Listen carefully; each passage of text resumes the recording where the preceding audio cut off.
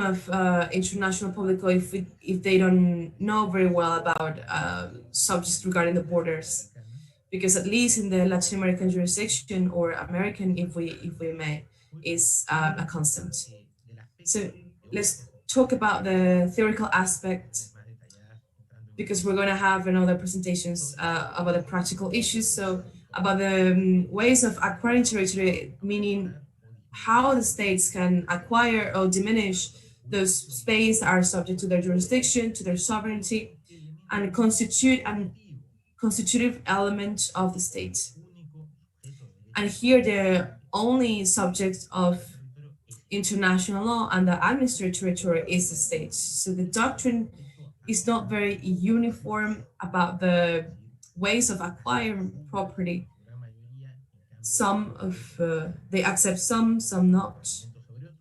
They question other measures, but without doubt, there are consensus in respect to two forms, which is originary and derivatives, basing the differences between that if the states had acquired first, has not acquired from anybody else, or if they have acquired from other territory, from the states. In that sense, the occupation has been configured as the foundational way to acquire territory of the states, meaning the formation of the states. When population occupies a territory and they get established in the juridical order, evidently that willingness have had different characteristics. However, one of the prince of the law, Gaston Jesse, are the genius that they know all civil law, penal law, criminal law, constitutional law, rights in a publication that is both at the same time the treaty and the retracement of where they were analyzed, the characteristics of the acquisition of territory, occupation. And here they said that occupation must be in terra nullius, of land of nobody, and what it signifies, what it means for international law terra nullius until the 19th century. Well, basically, that territory that hasn't been part of any other territory of the international community. It didn't mean a territory that has not been populated, because those territories meant to be inhabitable or not able to population. So Jesse talks about that this essential condition of the occupation must be over a territory that hasn't been occupied by anyone else without an owner as a legal title.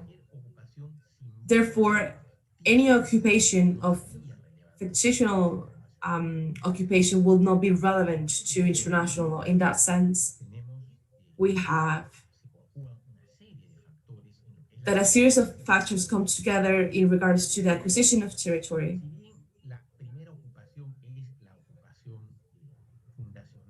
If the first occupation is the foundational occupation by the Spanish,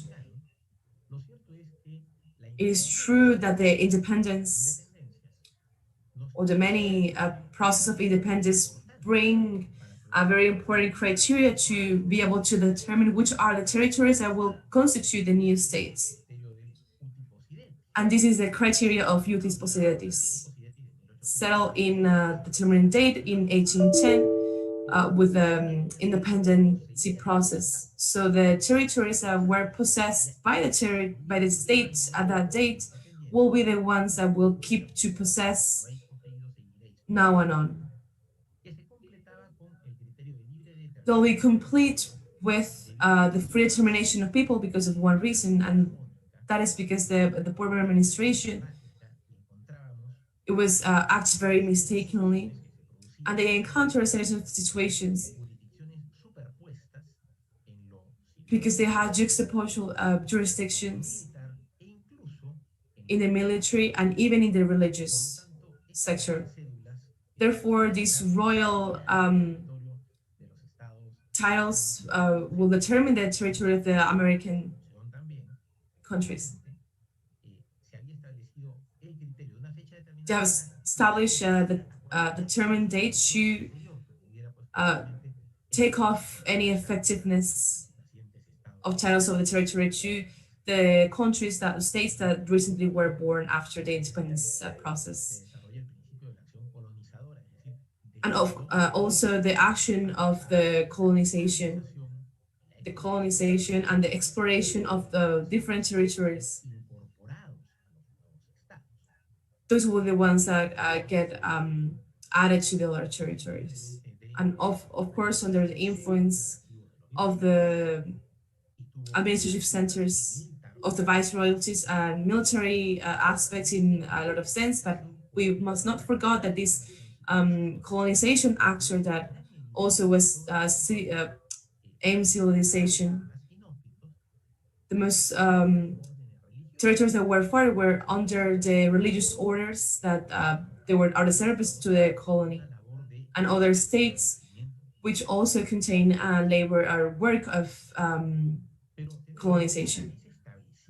But once established, the new states, and once those territories have been acquired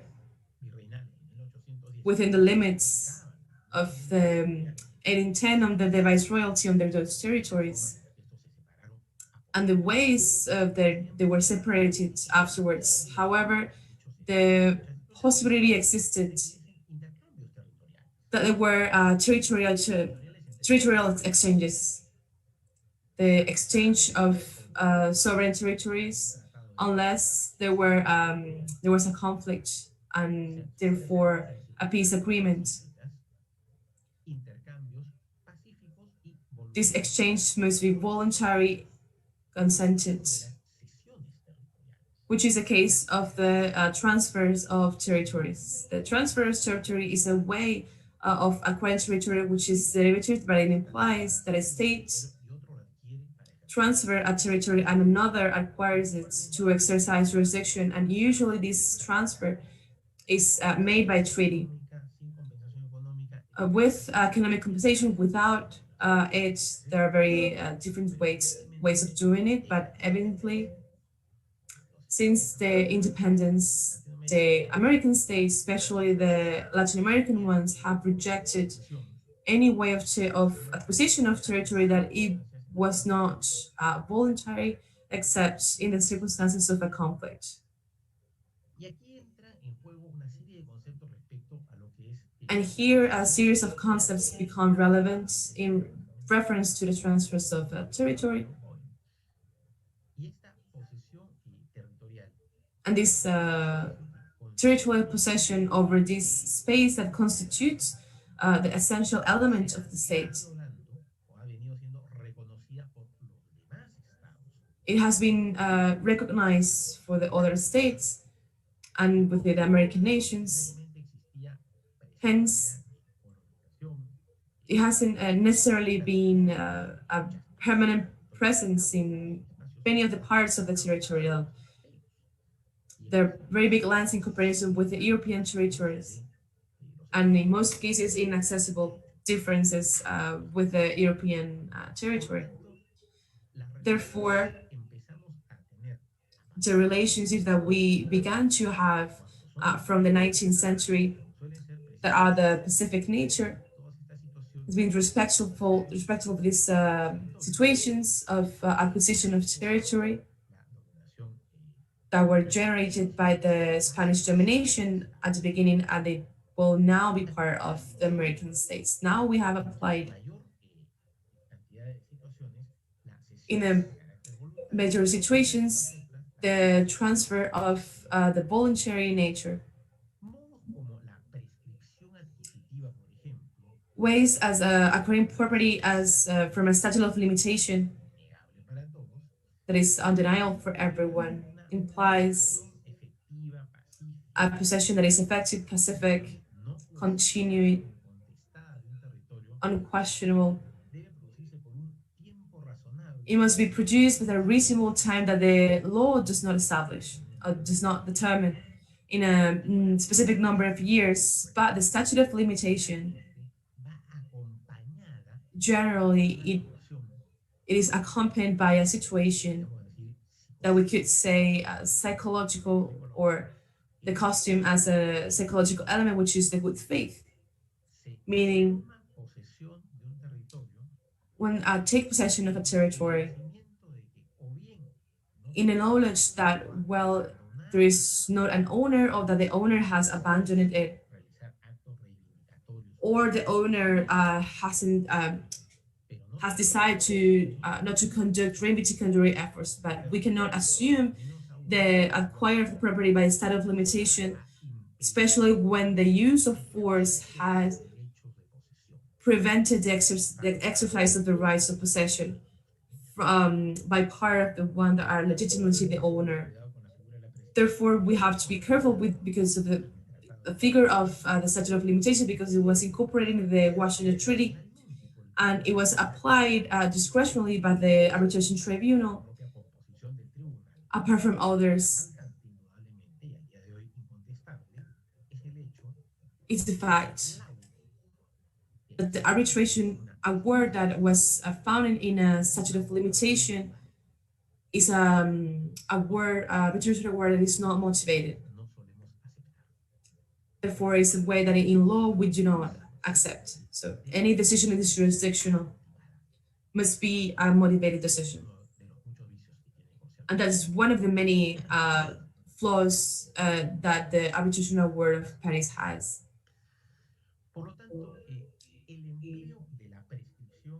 Therefore, the use of the statute of limitation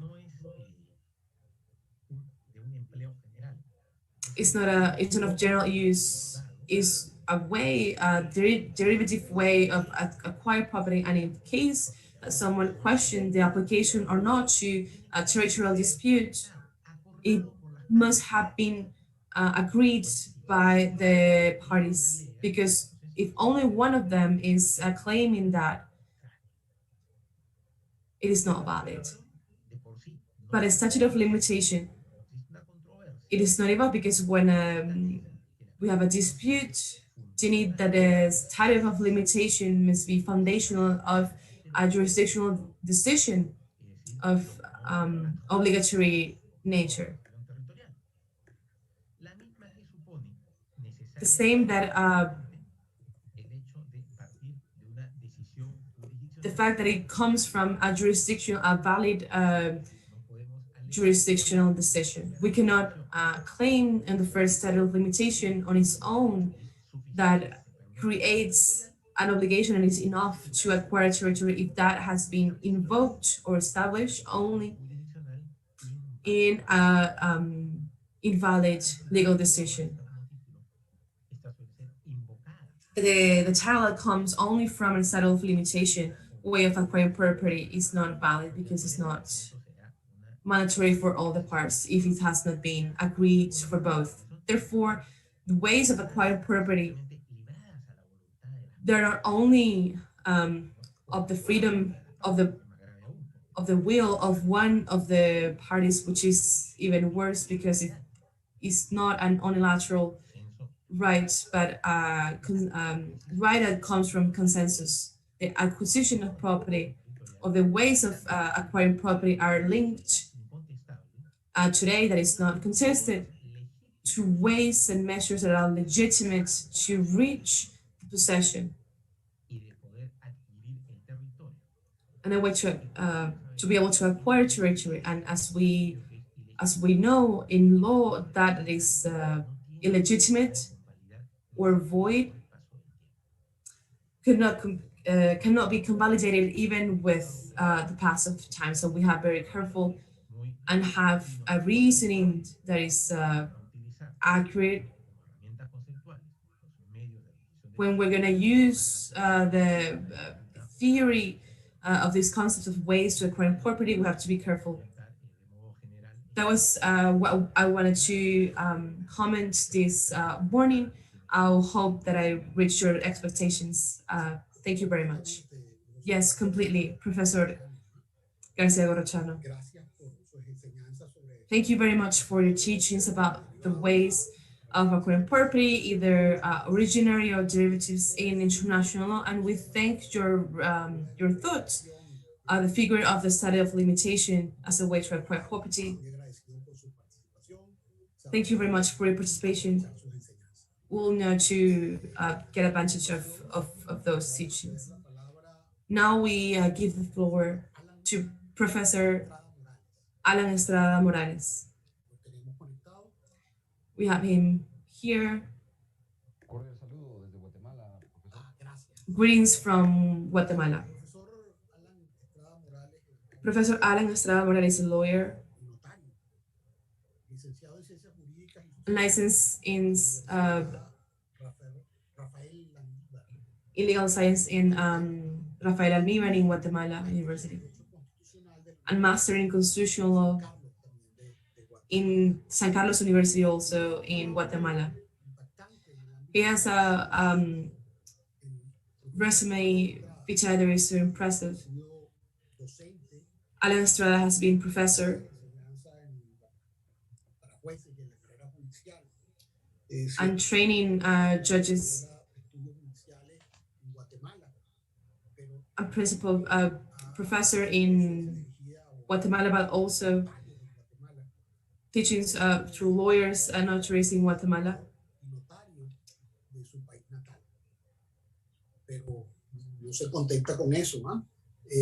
But also that because he has worked as a professor at the master's level in diversity in subjects of constitutional law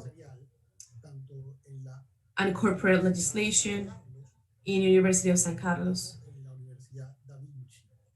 and also in Da Vinci University. He has been professor in many subjects related to international law, constitutional law, history, history of law, and also about the issues of the society in Guatemala. He has many publications and articles, and he's also conferences both in national and international level. Professor Allan Estrada Morales will talk about the territorial controversy of Guatemala and Belize. Please go ahead, Professor Estrada, you have the floor, you have 15 minutes. You're very kind to be joining us and participating in this conference. Thank you very much for the introduction. Greetings from my country, Guatemala. Taking advantage of this the pandemic situation, we could join together here virtually, and it's a pleasure to share with you here this morning about a problem that is a very similar circumstances of Venezuela and Guyana, and we must say that the other part is both Great Britain and the difficulty when it comes to access territory. As a pleasure, greetings from Guatemala. I want to begin comment at the territorial dispute in the case of Guatemala with Belize. It's a succession that has been made about the acquisition of the territory from Spain with the background of Bula Intercarretera of the Pope Alexander VI of 1493. This is the document that gives right to the property over the territories, the discovered territories back in 1492. And afterwards, that right has been inherited because of the subject of the possession of the territory that came after the colony. Different wars with England, the Netherlands, France.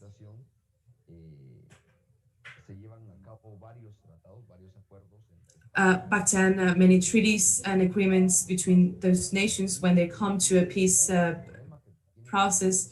And precisely one of the problems that has Guatemala with Belize is that has its origin in those conflicts that had Spain with those nations, especially with England.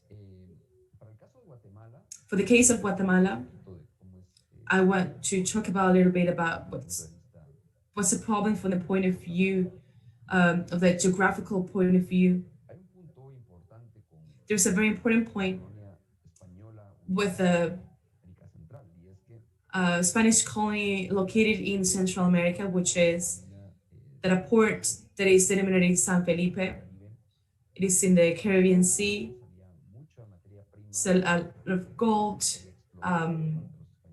primary material that was exported to Spain. There's a focal point of and fights and pirates, English pirates that were seeking to take those ships. And the consequence that from the smuggling of those ships, they were starting to establish in Spanish territory, which is today Belize. Also, Mexico has part presence in England. And because of that situations where a major establishment that concentrated a bit more when those pirates brought African slaves to locate them in those territories. And that gives to the fact that they will settle in those territories in determined spaces that were Spanish.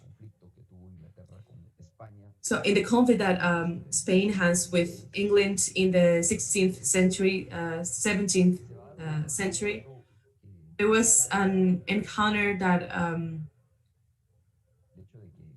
that highlights the fact that England wins. Spain comes and it transfers a territory between Guatemala and Belize that usufructs that it transfers to England, especially in that sector of Belize from the part of English pirates that I repeat. They settled people, African slaves that they brought, and they settled them in that territory. There are two treaties that are relevant between Great Britain and Spain. They determine a territory. The Treaty of 1786 in the first one, they settled 4,000 over 4,000 square kilometers that Spain transferred in usufruct to Great Britain. This is a space, the territorial space that now is occupied by the state of Belize, especially in the northern part. We must say that afterwards, the United States signed from the Monroe Doctrine treaty with England, that with occasion of the independence process in Latin America, Great Britain will not colonize any of the Central American territories, and this treaty was the backup and the support for other agreements in which England expressly recognized that Belize did not form part of its territory, but only an usufruct that Spain has given it to them. Afterwards, at the moment of the independence in 1821, the dynamic changes because the problem Spain translates is transfers to Guatemala that succession of rights, international titles, they will be transferred to Guatemala. Guatemala assumes that role, and litigation starts with Great Britain with reference to the settlement of populations of English in the Guatemaltecan territory. There were some problems as well between Argentina and Great Britain, and even Guatemala had the idea of even promote a war against Great Britain. But from the intervention of United States, and these treaties, United States become relevant when they say that the agreement must be reached the year of 1858. A treaty was signed on the name of the Minister of Foreign Affairs back then, They signed that agreement where they settled borders regarding the territory that England was possessing, and in consequence of the usufruct, uh, Guatemala followed those rights under Great Britain, and one condition, and that was the construction of um, a way that would go inter-ocean to Belize. That was a condition of that agreement. And under that condition,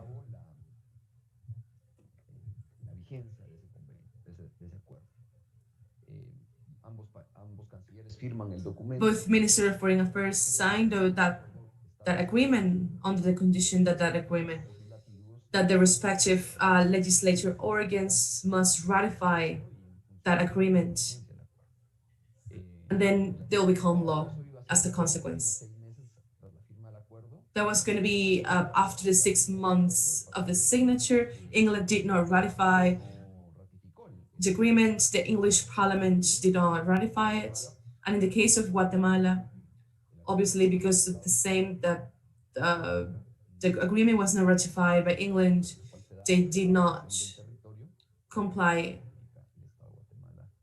Guatemala did not ratify either. So the interesting about this agreement is that it settled an extension, a larger extension that Spain has given to Great Britain. And I will bring also this treaty that after the independence of Belize, that is comes in the 20th century.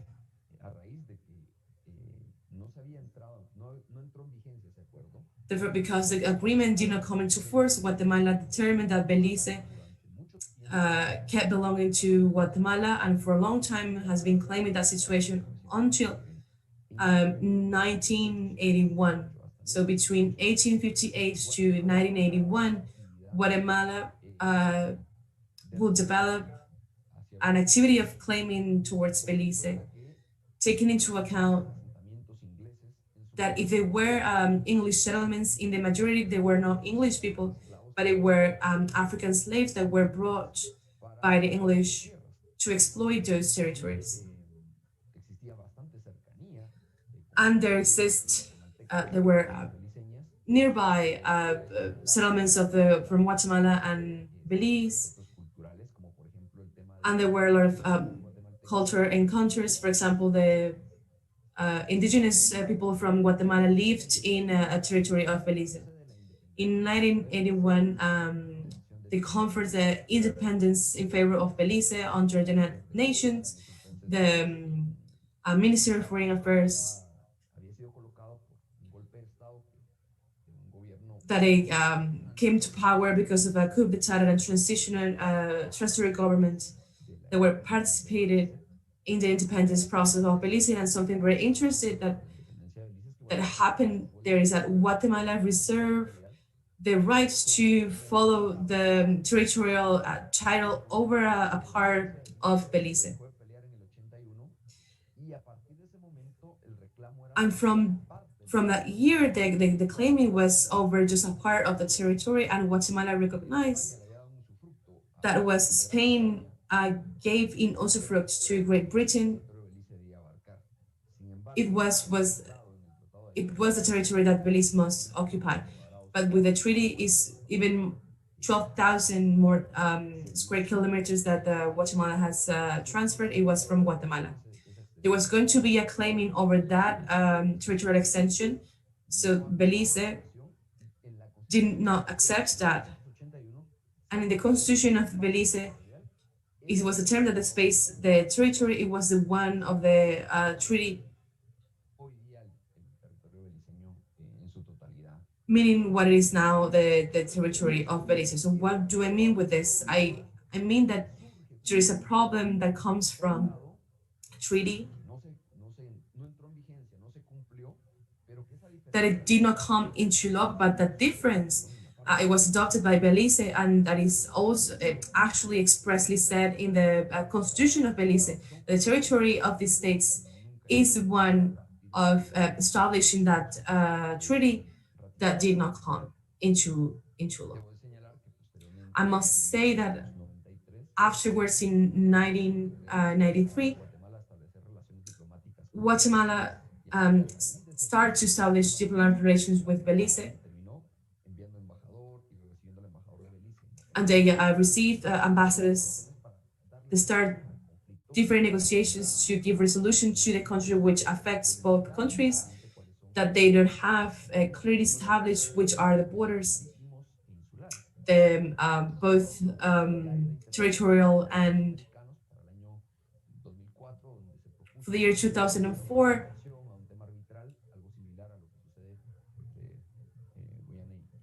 to reach some similar situation of what is happening to Venezuela and Guyana, but Guatemala doesn't accept the conditions in which this conciliation measure would be held, and they sign the Treaty of Washington, in which they establish some basis to bring this issue to the International Court of Justice.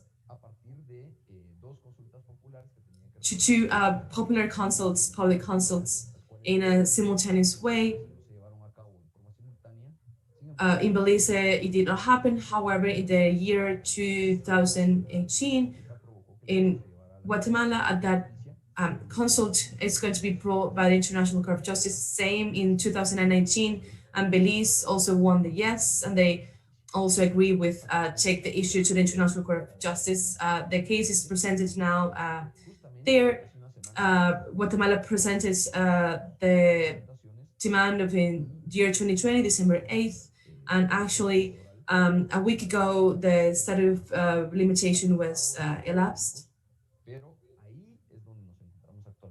So there is what we are at the moment in the conflict of Guatemala and Belize. We must highlight that the competence of the International Court of Justice is not agreed, but because of the special agreement of Washington that were signed, both parties, both states agreed to take the issue to the International Court of Justice, and that will be the tribunal that decide this controversy. I will highlight that this resolution of this issue, there are three things. One is Belize, the territory of Belize, and the third is the island territory Guatemala is reclaiming.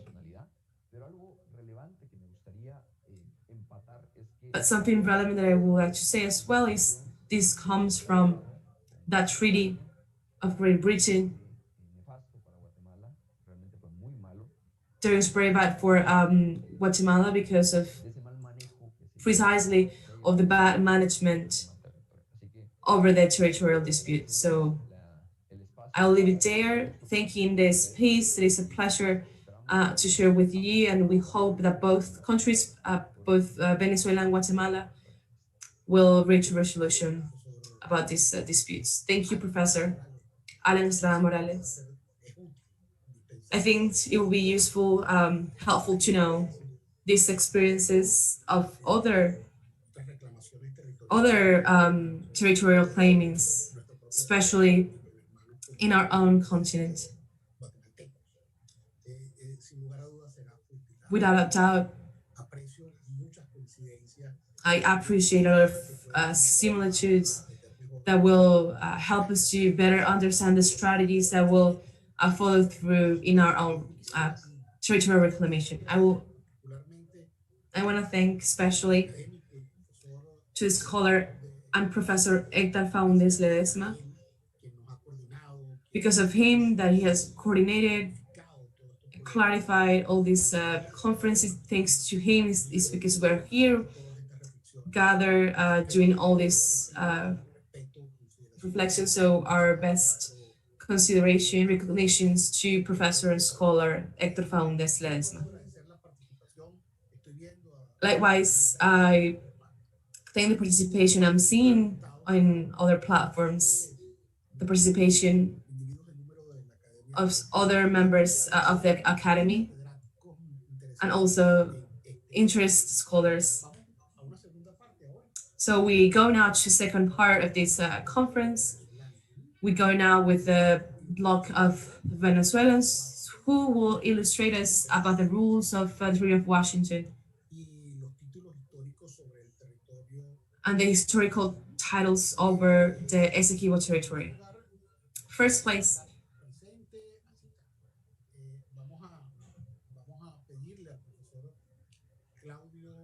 first we ask Professor Claudio Briceño that take the floor.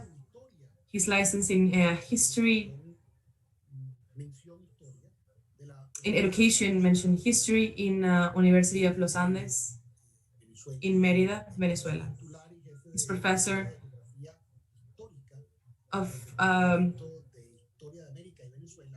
in the Department of History of America and Venezuela, in the Faculty of Humanities and Education of the University of Los Andes in the city of Mérida, Venezuela.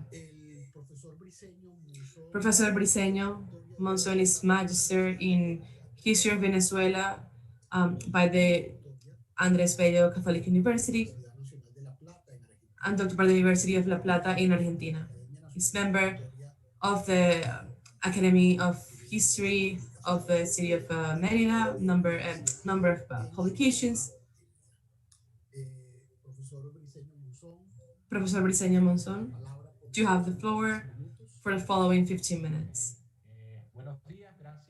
Good morning. Thank you for the invitation. Thank you, Dr. Hector Faundes, for organizing this event and for the invitation.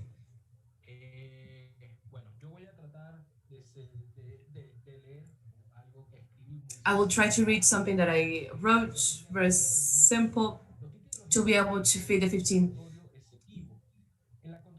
The historical trees of this controversy, in the controversy of Venezuela and Guyana, levels that can be distinguished. First, in a processual level, in regards to the legal validity of the original word and the parties, and the other, the substantive question of which are the territories of Guyana and Venezuela, which are the territories that belongs to the sovereignty of each one over the zone of reclamation, because of the political consequences, both internal and external to both countries, of the past events and the source of solution of this controversy, the position of Venezuela over Guyana. It means land surrounded by water, but both squares of Orinoco and Amazonas. We can highlight that are lines of water, a lot of zones that they received the large precipitations all over the world. This region was discovered, colonized by the Spanish explorers in 1488. Colón discovered the Paris Gulf, and that explored the coast of Guyana in the Orinoco River. They formed possession of all over these territories in the name of the King of Spain. 1531, 1532, the Orinoco River until Meta, and also the Cuyuni River. That's been the first European to recover this territory. Carlos V recognized over this territory. The Spanish explored from the Maraven River. The discovery and inspection of the Essequibo River from Captain Juan de Esquivel, who said that the Orinoco takes his name, one of the first explorers of Spanish. Between 1569, more than 20 expeditions in the at the intern of Guyana. All these expeditions were directed by the Spanish. They were commissioned and authorized by the crown. It corresponds Spain to the legitimate titles of exploration.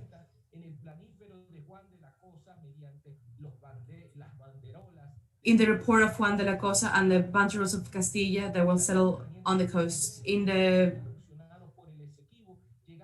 Spanish explored Essequibo that reached the first height to. In 1591, they established a fort in Burgos, confluence of Macedonia and Cuyuni River. Afterwards, they encountered if the engine of Essequibo River.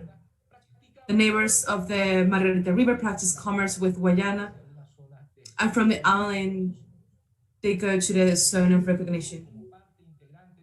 The Essequibo territory, as part of Guayana, has a present of the capitulations that were given to Diego de Ordaz, to Juan de Spec, Jerónimo de Aguao in 1592.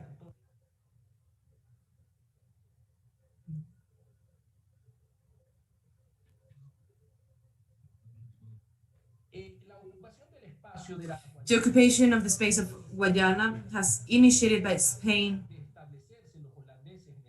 before the holding was established. There was unpenetrated sea from a myth of El Dorado colonized the island of Trinidad.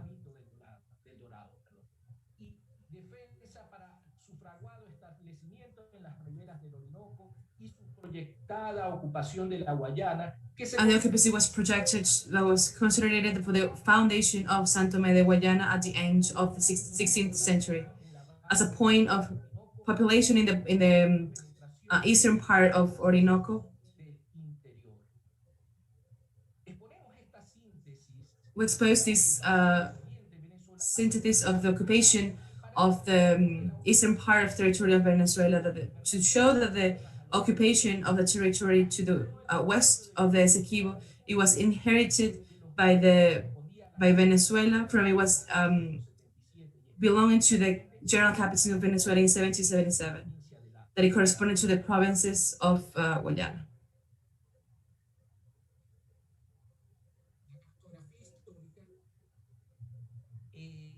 The historical cartography of Spanish hand with an anonymous map that it was elaborated in 1956 in Margarita Island, titled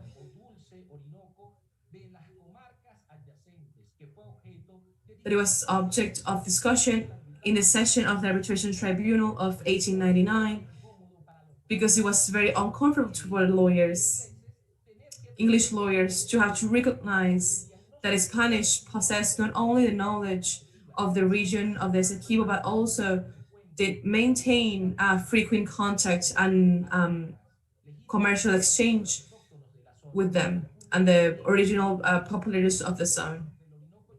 All the rivers between Orinoco and Essequibo. It is good to remember that the maps constitute an important documents of consult, but they're not mandatory to settle borders between territories, as is the case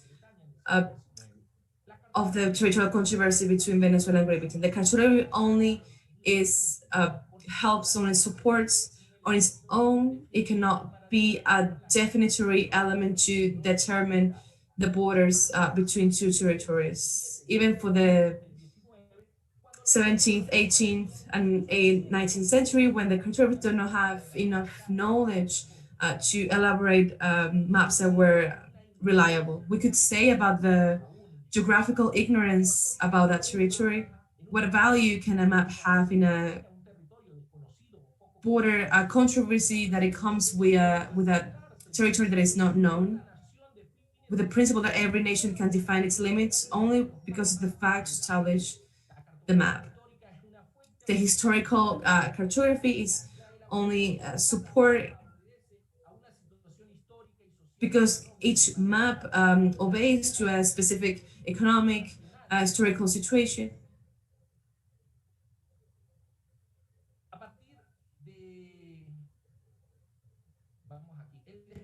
The discovery of Guayana by Spain was not accidental. It was joined by very large and expensive explorations and incursions.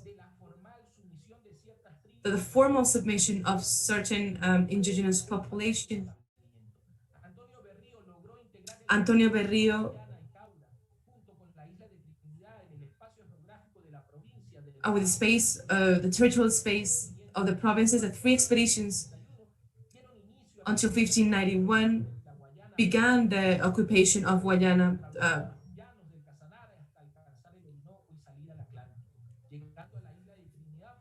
reaching the island of, and it finalized in 1595 with the mentions of the Moe of Guayana, which will be the capital of the province of Guayana. At the end of 1595, the Holland started to do incursions and explorations to Essequib River, but the Spanish rejected those attempts, destined to take over a territory that it belongs to the first occupiers.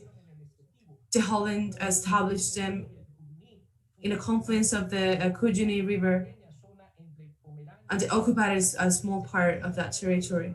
In 1648, the Peace of Westphalia was signed, and it affirms that it's independent states, and in a document of recognizing that it was determined that the sovereignty of Spain over the colonies in Guayana. The Treaty of Munster, Spain and the Netherlands transferred Holland those rights over the territory situated to the east of Essequibo River.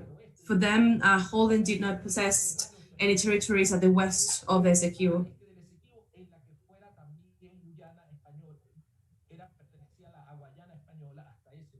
It belongs to Spanish Guiana to that moment. The treaty in which was recognized the possession of the Holland, that Spain had the right over the territory because it was previously possessed by them. None of the parties could occupy a territory that was occupied before, because Holland by then did not possess any territory to the west of Guayana. A lot of documents that are in the offices of the Ministry of Foreign Affairs of Venezuela about the problematic of the Essequibo established basically the following. First, the Spanish colonization did not limit to discover the lands to the east of the Essequibo River, but incursion to the other rivers and established permanent settlements in other regions.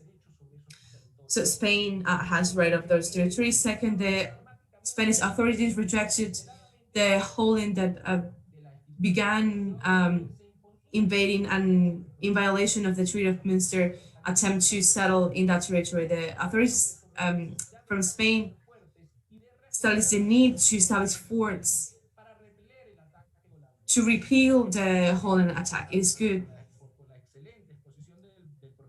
because of the excellent presentation of Professor Luis García in the Capuchin missions on Guayana. Once reached the economic and development of that region, they invade the interior of the province in 1748, settlements along the Kujuni River.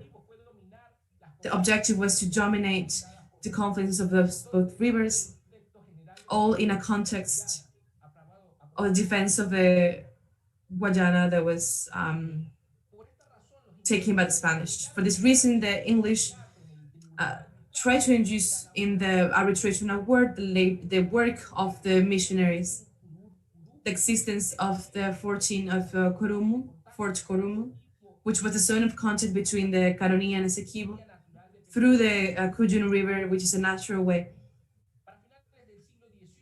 To the end of 18th century, it was a province in expansion. They had their own development, the richness of the regions of Capuchin missions, with a center in Angostura. The smuggler attacks against English ships were intensified, however, the loss of Trinidad from 1796. Then Holland take control of the administrative territories.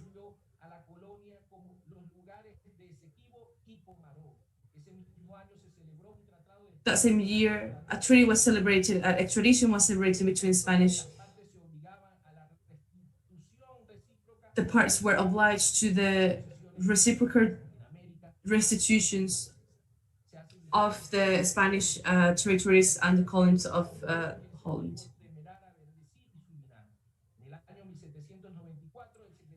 In 1794, the Secretary of State of Holland recognized the Spanish territory start in the Monon River as a reflex of the war by then that existed between Holland and England. This last in occupy the area between giving validity with these facts to the usurpation of Holland to this territory. In 1814, when Napoleon lost the war, England, around 51,000 square kilometers, all territories to the east of Essequib, England, knew already the resources that were in that region, and we add the grave situation of Venezuela at the end of the independence war to 51,600 territory to the east of Guyana in the Britain Guyana. These territories were settled in 31st of July 1831. I'm gonna finish. In 1811, we established the Iuris Possidetis Iuris, and I want to talk about a very simple thing. Iuris Possidetis Iuris as a territorial right from is a principle of international law in American. Consider that the titles that reigns about the possession of the territory, which the conditions of settlement of the borders was fundamental for the compliance. What I want to express is that one consequence of the practice of Iuris Possidetis was to exclude the European figure of terra nullius, the expression that has its origin in the Roman law, and it means the territory that it has no owner.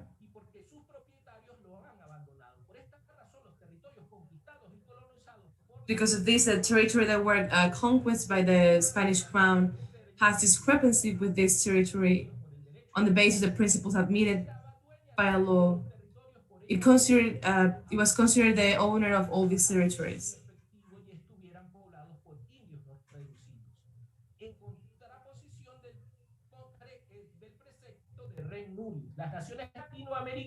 The country of this doctrine is res nullius. They take the doctrine of Iuris Possidetis Iuris. As we have mentioned, the principle of Iuris Possidetis Iuris don't allow indigenous people to have a prerogative of sovereign over the territory they were settled in before the Spanish occupation.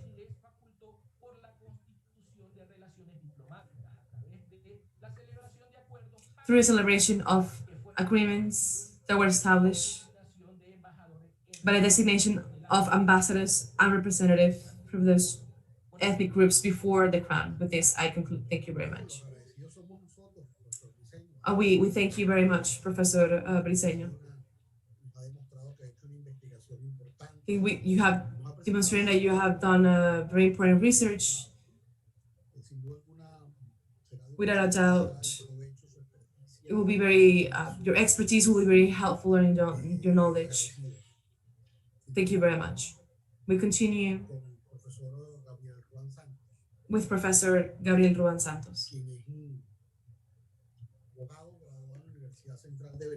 who is lawyer from the Universidad Central of Venezuela, mentioned magna cum laude.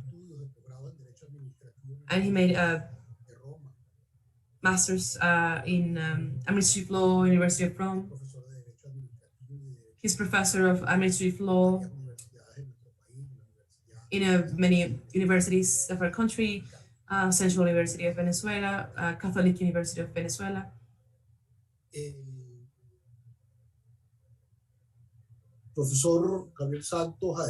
Professor Gabriel Ruan Santos is also a lawyer in tax and administrative law.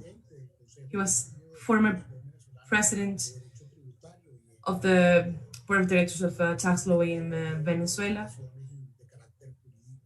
Many publications. And of course, He's a member of the Academy of Political and Social Sciences.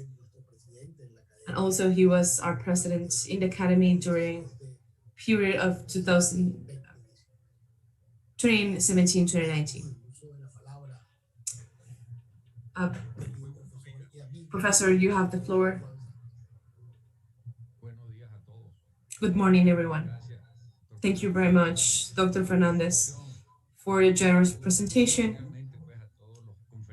Greetings to all the guests that we have here, especially ones that come from other countries. In this cycle of conferences sponsored by the Academy of Political and Social Science, coordinated by the Honorable Scholar Hector Font Ledesma, it's been assigned a controversy of the titles of Venezuela and Great Britain over the territory situated to the west of Essequib River, with special reference to the conventional treatment of the arbitration award of February 2nd of 1897 between the United States of Venezuela and United Kingdom and Ireland, which object was the amicable settlement over the issue in the controversy of the borders between Venezuela and Britain and Guyana. The conferences that preceded me have been given large theoretical explanations that we can advance rapidly in this presentation. When we mention the legal titles of the claiming, we make reference to the ways of acquiring the territory of the states in international law, and both facts, events, legal facts that allow to establish sovereignty over that territory. The titles that give basis to the claimings of Venezuela and Guyana over the territory of the Essequibo, the change of act are very known, with a beginning of the times of exploration, conquest, and colony in America, from the crowns of Spain, Portugal, Holland, and England, as has been mentioned before, which are continued by the other facts of exercise of sovereignty, in addition to the merely possessory measures between that reinforce the claimings of both parties of the territory and increase the dispute of that change. Of those change, we are going to hold the landmarks from Venezuela as successor of Spain in the territorial sovereignty. Is highlighted the bull of Pope Alexander VI, previously mentioned, that divide the South America between Spain and Portugal. From the discoveries realized, conducted by both Catholic countries that are recognized by the Pope authority, through the meridian from pole to pole that went through 200 leads to the island of Cape Queen in Africa, the Alejandrina line that was adjusted to the west to 370 leads to the Treaty of Tordesillas between Spain and Portugal, the June 7th of the following year, then with a relevant and effective negotiation.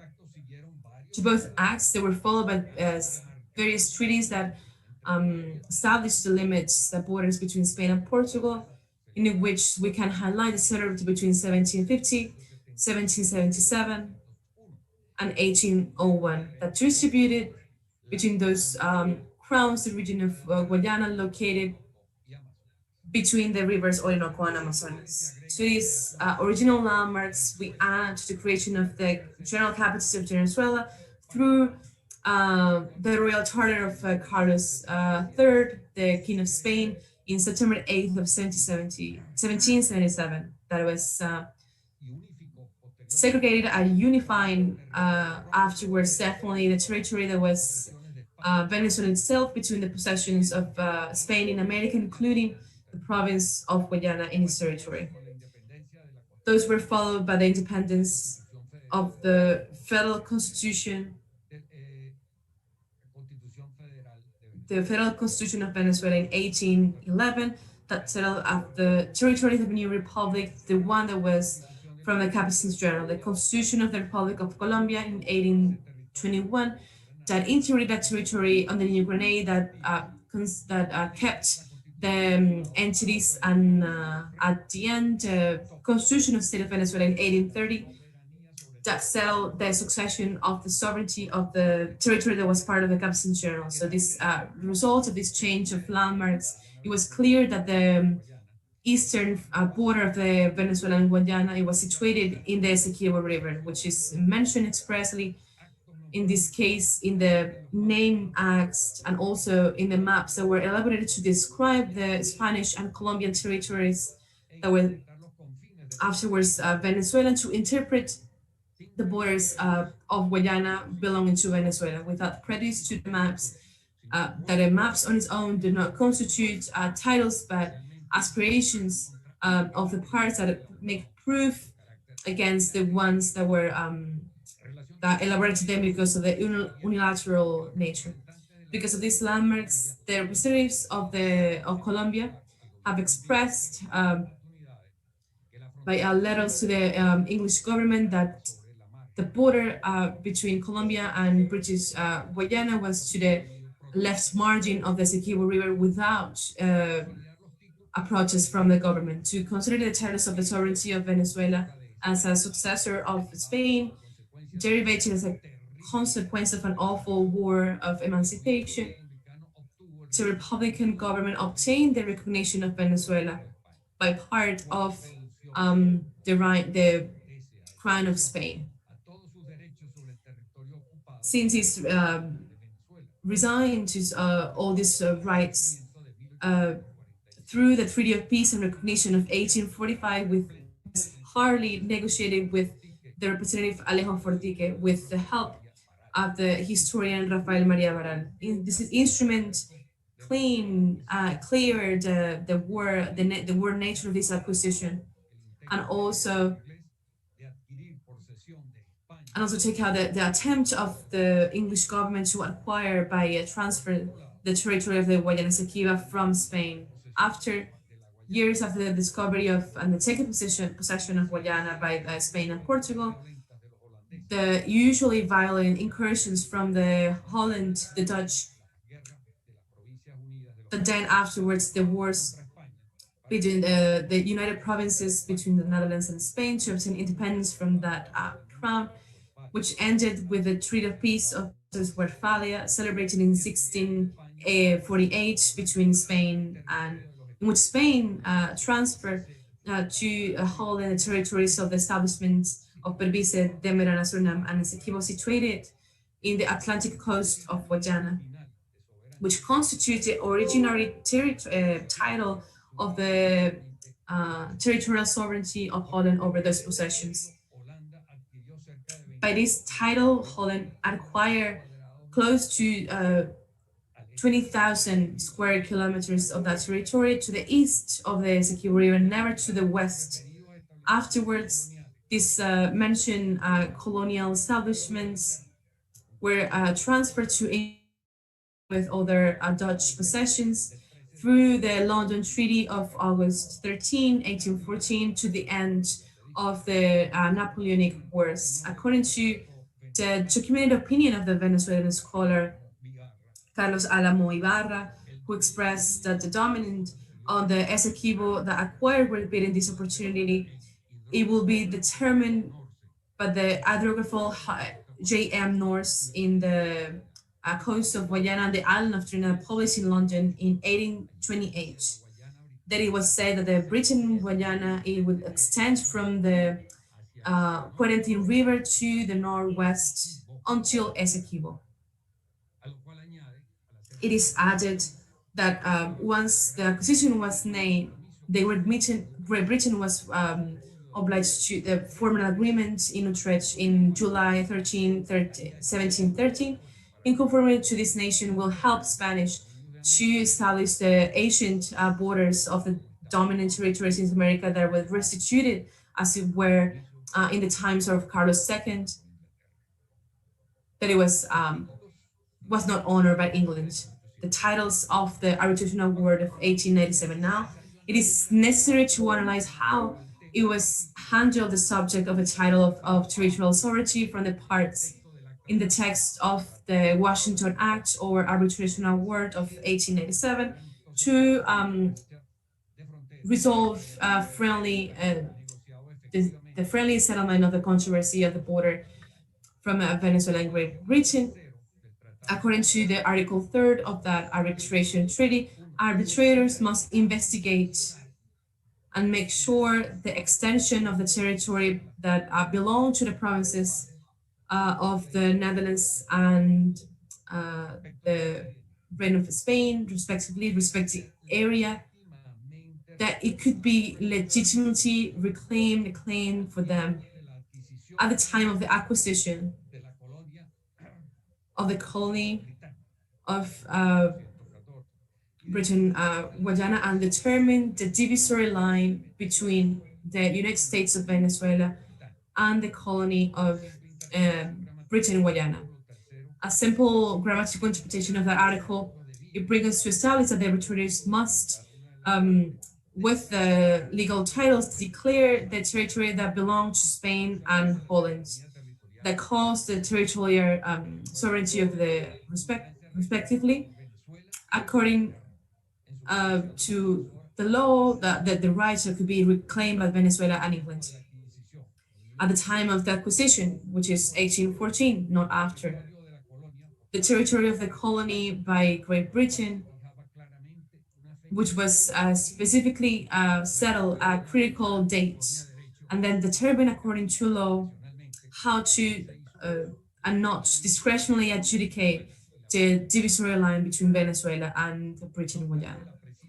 However, the precise drafting, the Article 4th of that instrument stipulated some rules that must apply to the case, which were must govern the conduct of the parties, adding, of course, the principles of international law that were not incompatible with those rules. Those rules were the following: in the first place, adverse possession or statute of limitation by the term of 50 years will constitute a good title. Following, the arbitrators must estimate the dominance period of exclusive of the district, so the effective colonization are enough to constitute an adverse possession or create statute of limitation. In second place, the arbitrators must recognize any valid fundament according to international law, and that not contravene the predecessing rules. At the end, the Article 4th left to the judgment of the arbitrators the effects to appreciate the occupation of citizens and inhabitants in regards to reason, justice, or equity.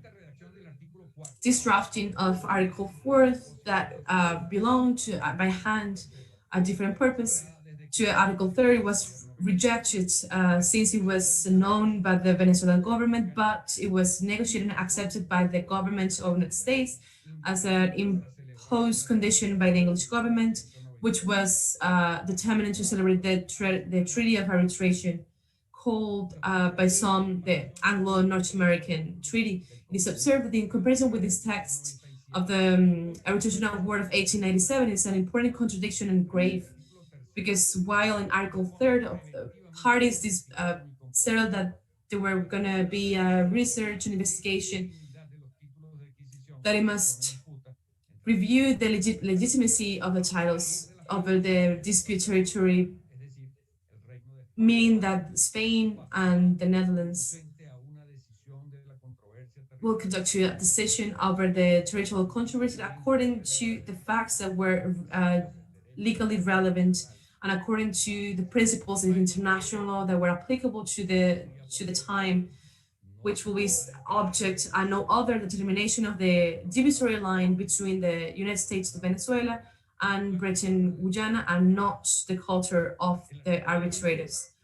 Article 4th introduces some rules that comes from the possessions from both parties to respect of the borders, even beyond the original acquisition of both, based on the political dominance or in the effective communications that were constructed over the adverse possession.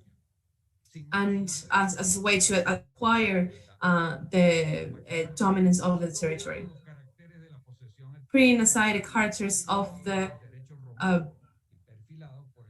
that were configured in Roman law at the time, that they were subjected to the principles of international law, to the condition of to not contradict the rule of the adverse possession.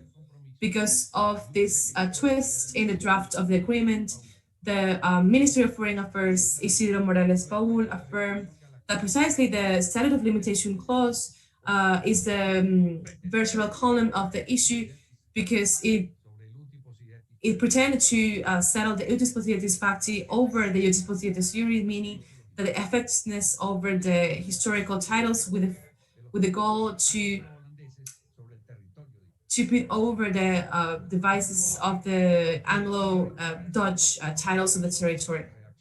It is very likely that England must impose its own positive law over the drafting of that treaty, in which it privileged then the so-called immemorial possession as a title, in which it must be given preference into the confrontation of the titles. It must have been required a possession over 100 years and not 50 years, that it was, as Dr. Erto Faundes has said in his publication about this issue, would reveal also the intention to impose a title of set of limitation that was ad hoc in relation to the treaty and the necessities of the British Empire, as it was affirmed by Dr.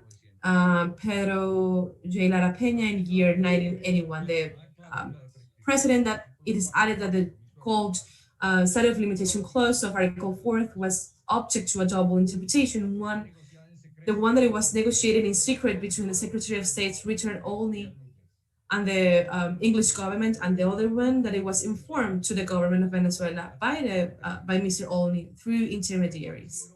Dr. Isidro Morales Paul presumed that the conflict in relation to the interpretation that it was not written to the clause, the clause of statute of limitation, that the text, and especially the statute of limitation clause, was explained differently to both Britain and Venezuela by the Secretary of State only. Venezuela interpreted the clause as not applicable between 1814 date critical and the date of the rotation award 1897,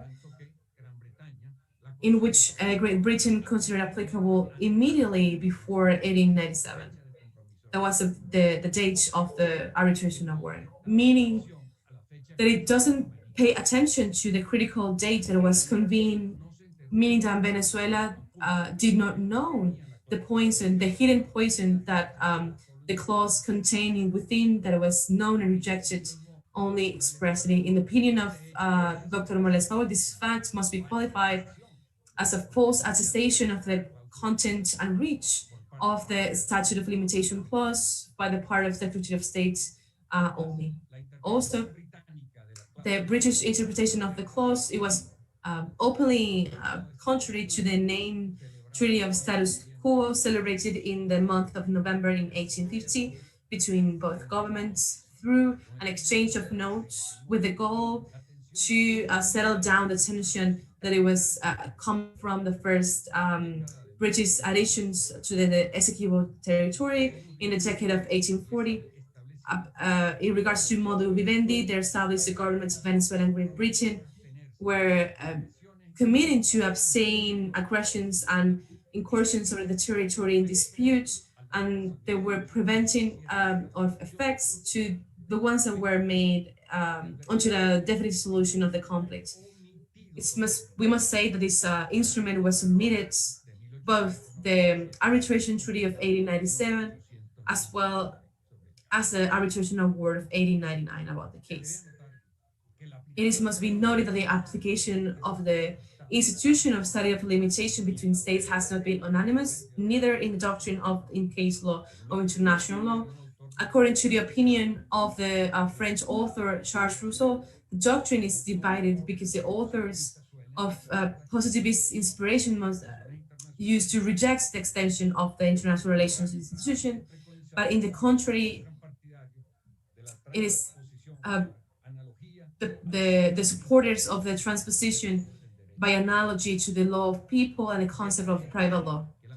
Certainly, the statute of limitation as a form of acquiring property, it has had a concept that is proper, international, that it does not reconcile with the domestic law, based this last one in the private law, even though it share essential elements. According to the case law, international case law, the notion of statute of limitation requires by one part the silence of the affected sovereign, and in the other, and pacific exercise and without interruption from the occupier. The international doctrine does not require good faith. But in this case of the controversy between Venezuela and Great Britain over the Essequib, according to the opinion of our colleague Founders, it has not been from Venezuela, neither silent of consent from the Great Britain has not been proven the possession, the uninterrupted over an abandoned territory, meaning res nullius, which these facts did not occur. We must highlight that the international case law, even they haven't stopped to require the pacific possession of the state in terms of statute of limitation. The famous decision of Island of Palm, it's been especially required of the acquiescence of the original sovereign, which is turned to an element that's very important. The particulars of statute of limitation in international law have brought to sustain that the essence of statute of limitation is the stop of the imperfect title that is derivated from the other sovereignties, and it can be corrected with the consent or the acquiescence of the previous sovereign. This concept certainly cannot function in respect to the occupation of the Dutch and the English to the west of the Essequib River, because the government of Venezuela never give acquiescence before the arbitration award. And the appearing passiveness, it was given to the threat of the invasion of Dutch, also supported by the United States. In any case, the national doctrine has considered that the sign of the Geneva Agreement of 1866 renovated the currency of the reclamation and eliminated the possibility of the Venezuelan acquiescence.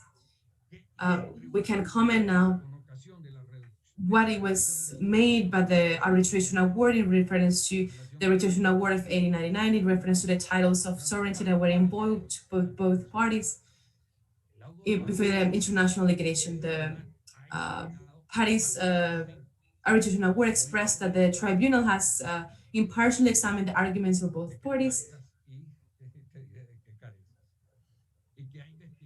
and has researched and make sure that the legitimate extension from the territories that belonged to Spain and the United Provinces of the Netherlands to the time of the acquisition from the Great Britain of the Britain Guiana, but it does not express in any way the result of that task. It does not interpret the titles, it does not establish the extension of the respective territories, not how they did it.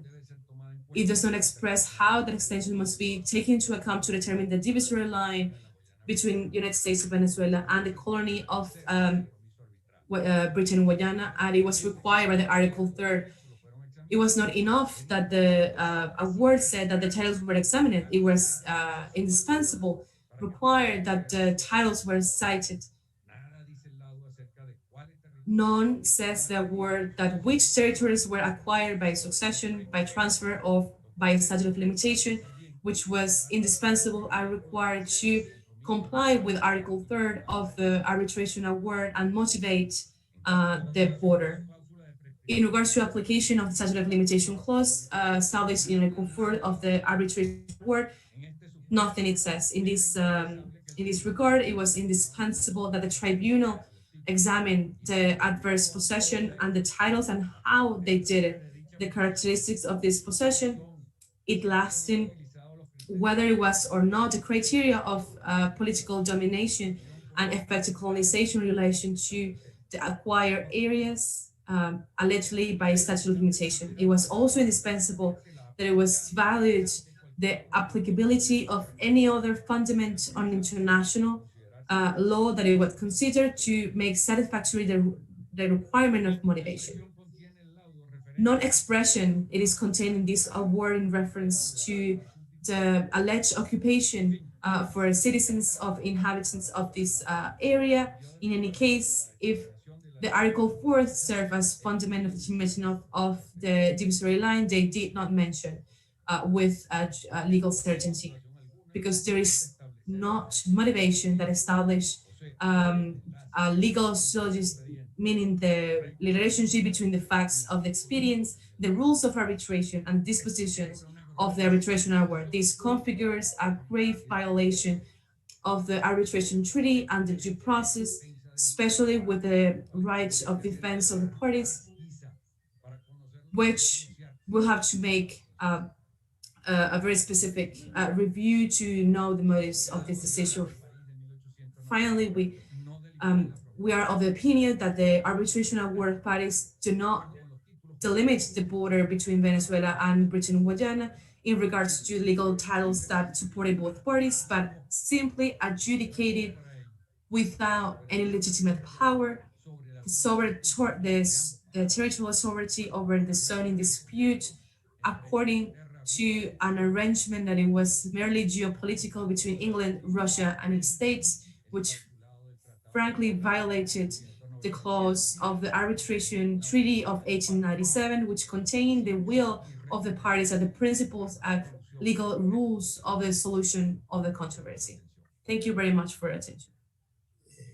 Profesor y académico Gabriel Ruan Santos, de su excelente exposición ha hecho que yo. Thank you very much. Excellent presentation, which has made me a very bad moderator because I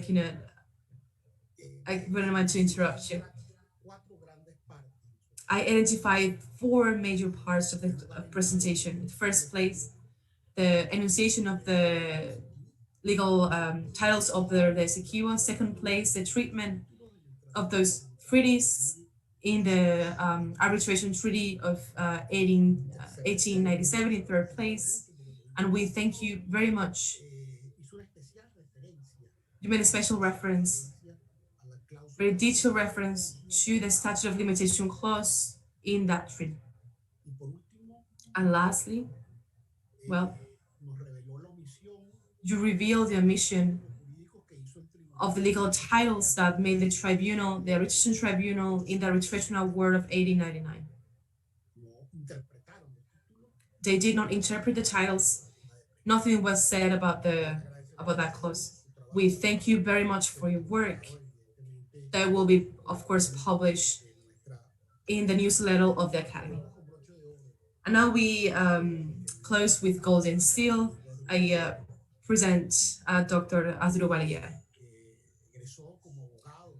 that is as a lawyer a few years ago from Central University of Venezuela here in Caracas,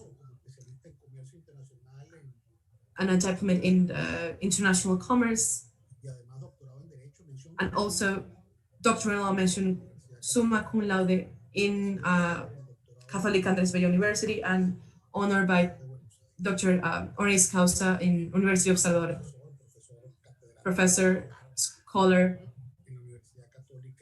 in University Andrés Catholic Andrés Bello, teaching. Also, he's been professor in other universities, both national and international.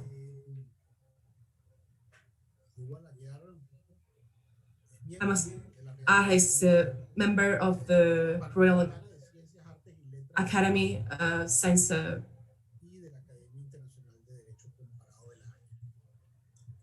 and the Academy, International Academy of Comparative Law of The Hague.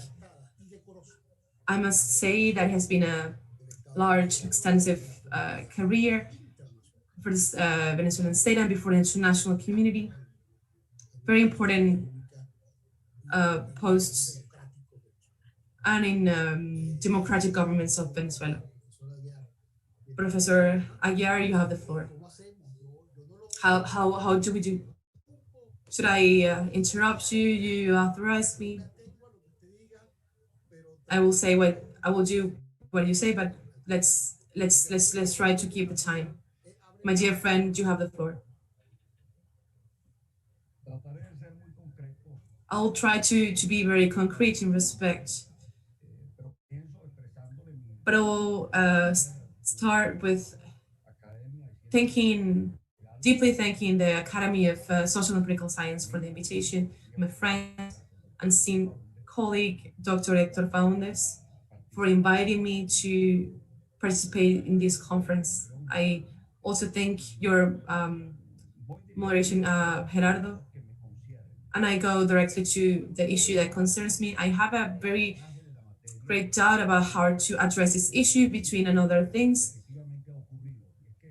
It will occur that it was happened, that the expositions about the content of the Treaty of Washington of 1897, that, by the way, Carlos Sosa Rodriguez name act, because it's actually not an arbitration treaty, but a arbitration agreement, commitment.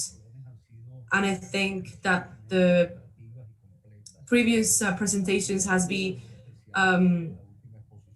explanation enough. I salute especially the last president, my colleague of studies, Gabriel Ruan. I would like to situate the issue in a very different perspective.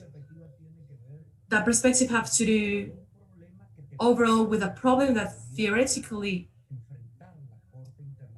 it must face the International Court of Justice, which has decided to know about the nullity of the arbitration award of 1899 and to proceed to the nullity and to go forward to the task of delimitation, the border delimitation between Venezuela and the current cooperative Republic of Guyana. The issue is that how the court can address this subject if they reach to the second phase. This is admitted the possibility, which is very strong, that that the nullity of the arbitration award is declared, something that is assumed. The central problem resides, especially in which perspective in international law the court must assume, or what reasons, because when you do an introspective vision of the moments, of the landmarks of this long tragedy that was lived by Venezuela, you face in first place with a time which was a time that was previous to 1899. There is a critical moment, which is 1899. I refer specifically to the debate that it occurs between the English and Venezuelan lawyers. There was the Venezuelan agent Rojas, the team of lawyers of the United States, headed by the then President Harrison, and what is happened within the, from a point of view in international law previous to 1899. Why do I make reference to this? Because it worries me the possibility that extrapolation in, among other things, because the International Court of Justice has its hands tied to the context of the Geneva Agreement of 1866. That's the context that certainly will tie the decision and analysis that the court will make, or it could be otherwise. And in this, there are events that from the point of view of a realistic point of view are essential to take in consideration. It is not enough, and it's still a danger, that the Venezuelan defense assumes what from the point of view of our perspective that we consider just and legitimate, that affects directly to our national identity, it is not enough for an argument in name of the country. And that is why I go to the central point. For the moment that the Treaty of Washington was negotiated, which perspective we had about international law? It was a perspective that was essentially sociologic. Then the rules of power, the subjects that were recognized as subjects of international law,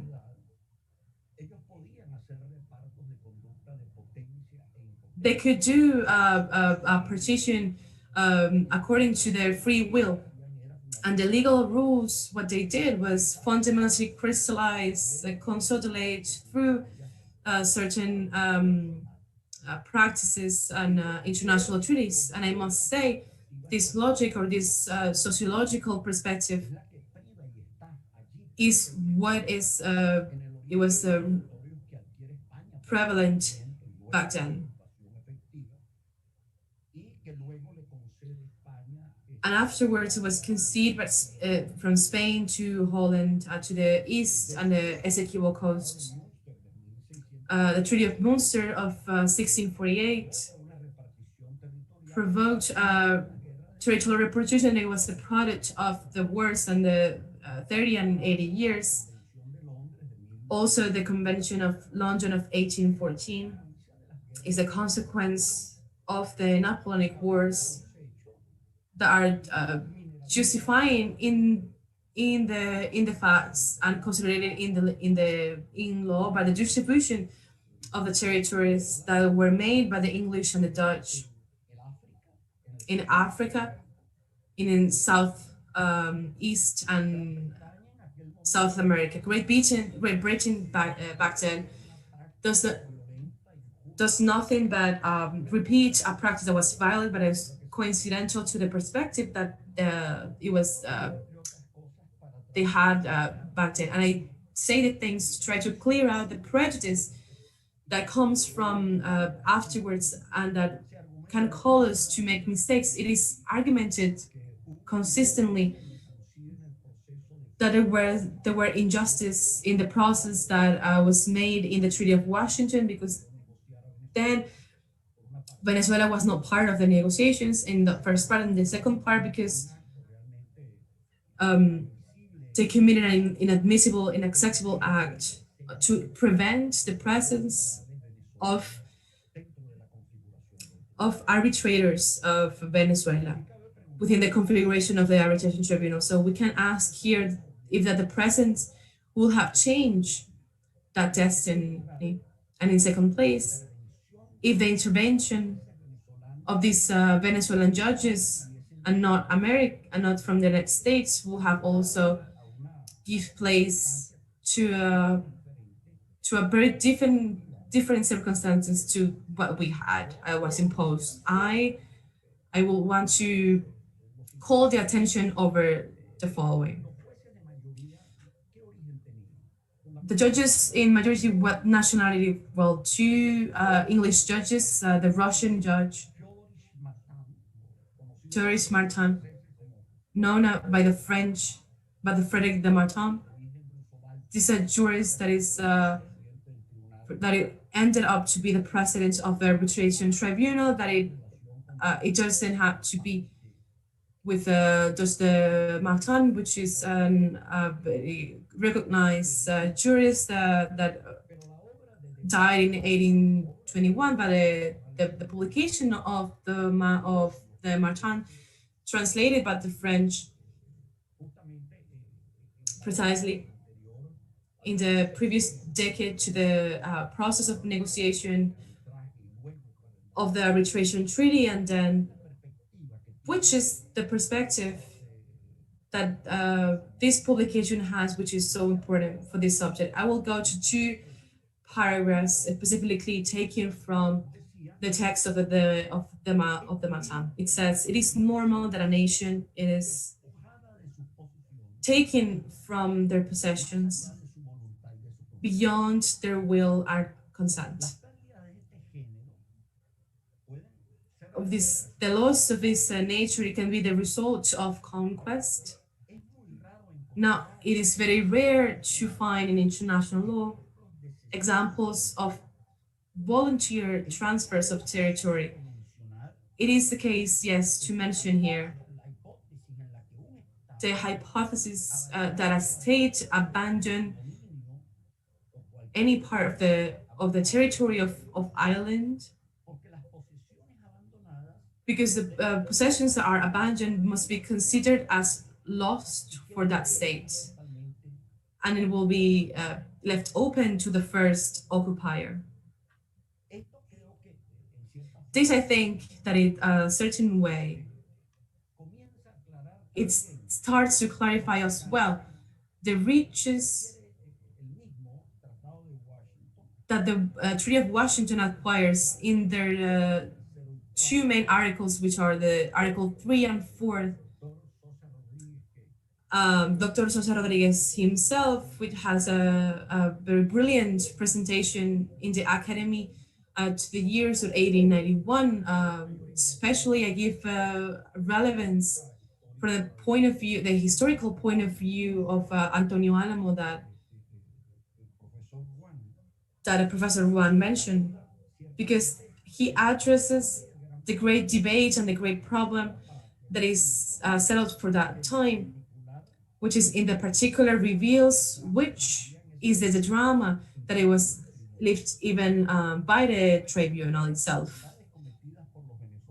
Remembering the cruelties committed by the Venezuelans in the dispute territories, the lawyers from the British Crown argue the following. I open quotes. I quote, the territory that could have been that island, isolating from the revolutions and subjecting it to the progressive English colonization.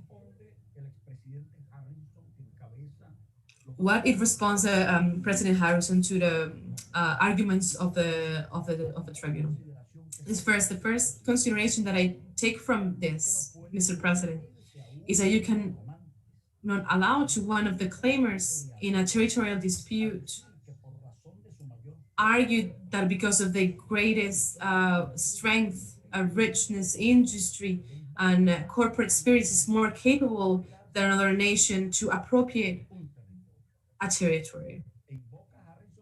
And Harrison invoked also the English experience, Mr. President, that one nation that, thanks to God, does not live in a revolution atmosphere, but through many centuries have come to the present to form and conform with a noble state, with one of the greatest nations on earth, after centuries of revolutions and internal conflicts as Great Britain.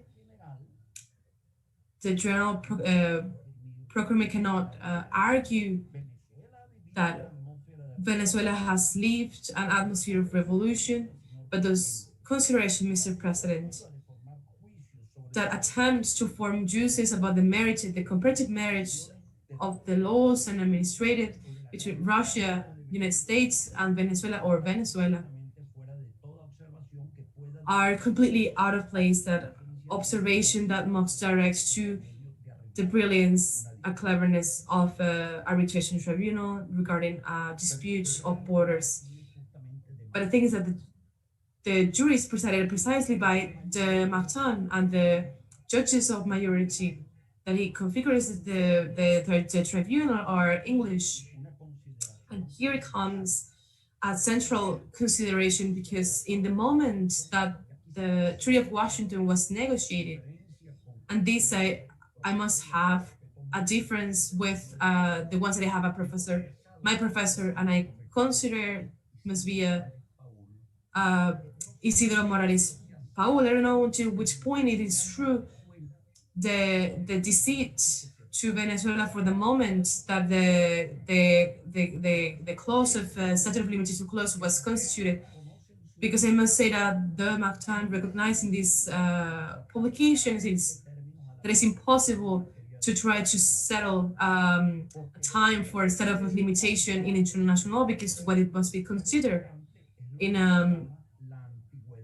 what is what he calls the immemorial antique. And I insist in this, and this is what I want to take in relation what it was pointed out that can make a difference in the interpretation between the Professor Morales policy, when the Article 3rd, that it could have been enough. This is to try to analyze the exit, that the territories that belong to Venezuela are the ones that could belong to England, or the ones that legitimately could be claimed by part and part.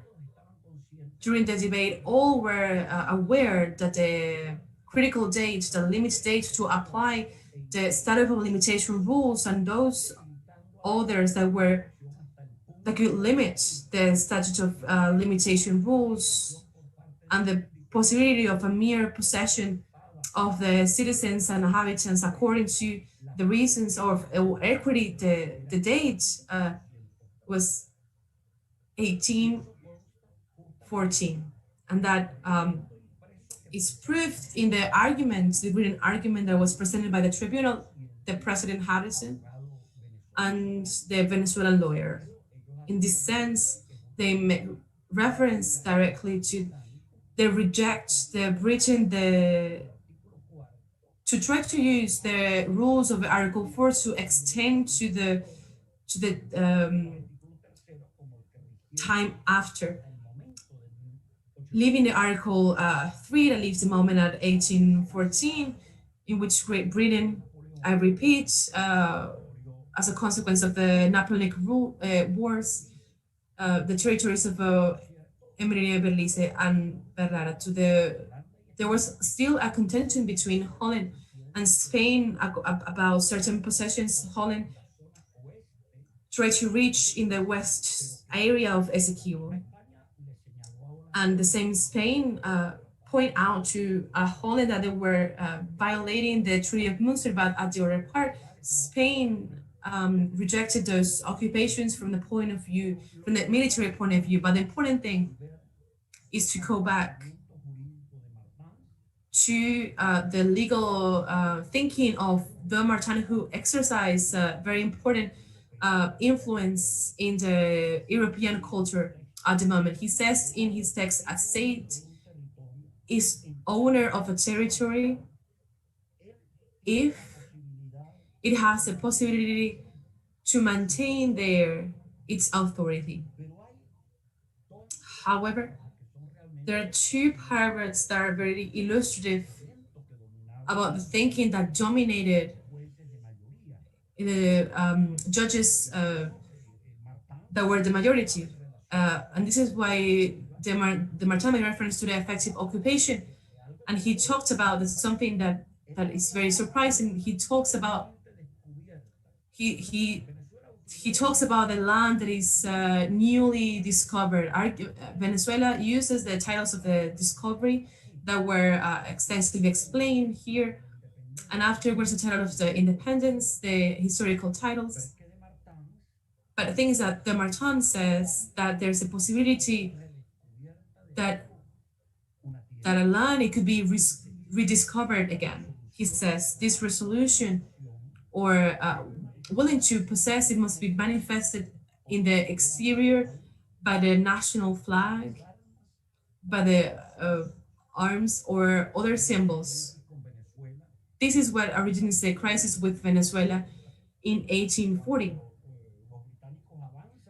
When the British go forward on Macuro fundamentally and settle there the Britain flag, actually, in the moment that occurs another fact that accelerates the conflictiveness is that President Joaquin Crespo in 1885 gives to the company in New York that also there were interests of President Guzman Blanco, the possibility to conduct exploitations in the federal territory of Essequib that exists back then. So this is actually reacts to the British themselves, but it highlights another element which is indispensable to accept an effective occupation. He adds that a material occupation of a land that it was rediscovered implies to introduce an administration, and what it means to have an administration, have a presence of troops, military, and build fortifications. So that's how it was understood by Martin. Then there is something that it calls attention, certainly that settles a prejudice in the Martin himself in relation to the subject that it was faced by the tribunal, and he had a judgment that it was huge related to the discovery of Spain over the New World. And he says, and I quote, the history of the colonization in Meridional American and Septentrional, the European governments in the most of the parts must be compelled, that is, they are compelled, that is sufficient that someone goes on a ship to entitle themselves to this territory. He qualifies the actions that Spain complies with the territory of in this way. And by the way, he makes this this statement. This discovery had place actually on the coast, not to the interior of the territories. Therefore, this imposed necessarily or open place a possibility of those effective occupations with troops, military, with symbols of power by the ones that were considered subjects of excellence for international law. Venezuela was not considered by England either as a true subject of international law. There's actually the letter that cites Pedro José Lara Peña, actually sent by Great Britain and United States, March 23 of 1869. It's been years after the discovery. It's been 14 years after the publication of the Martin is being published, and 30 years before the negotiations of the Washington Treaty. But England tells United States the following: there exists a so-called country of Venezuela that currently it is debating in the major anarchy, and minor authorities cannot even consider as subject of international law. And he adds, we express our interest, England, to United States in an acquired part of the Venezuelan territory. Asdrúbal, will you help me with time, please? I'm gonna close. With this double consideration, first place, I want to make reference that for Venezuela it was unavoidable to have to appeal to the arbitration mechanism imposed by the United States, because Venezuela always invoked the Monroe Doctrine that the English rejected, of course, because we are not trying to organize the political demarcation of Venezuela, but in second place, when Venezuela assumes that that way, it's not that Venezuela was in the role of victim, because they have a large experience in arbitration in relation to border situations that were transferred directly to decisions either of the government of the Confederation or fundamentally to the crown in Spain in two opportunities, but at the end, and this is how I would like to finish, and it's relevant, the publication that 1881 to the General Procurement of Venezuela, and the translation that it was made of a work of de Martin. It was published by the Institution of International Law, which is the institution of greatest tradition, and is this magazine of international law. Martin writes about the problems that are faced by Russia and England. Martin,